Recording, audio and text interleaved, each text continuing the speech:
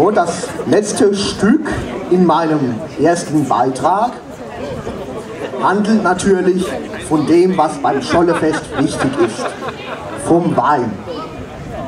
Vom Woi. Im Woi liegt Wahrheit. Das ist wahr oder nicht. Uns Pelzer ist es nämlich eigentlich egal, denn wer die Wahl hat, hat die Qual. Wir trinken de Woi aber alle gern, ob mit oder schon ohne Herrn. Er macht hässliche Schä und große Sache macht er klein. Er macht die, wo was sehen schälen, und Grünes macht er gel.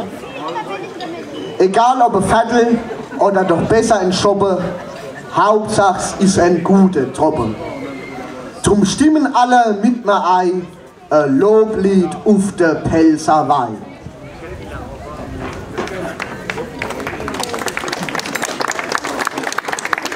Du Pelzer Woi, du's höchste der Gefühle, dich brauch ich, um mich abzukielen.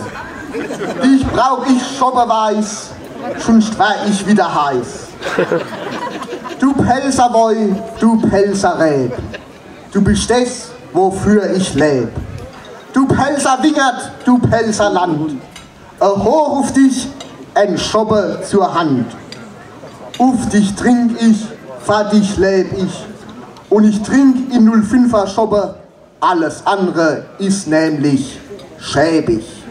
Prost!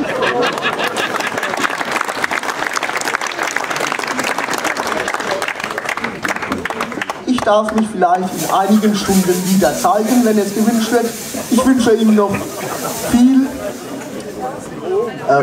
Unterhaltung, viel gute Stimmung und viel gute Scholle bei dem diesjährigen Mademer Schollefest. Dankeschön.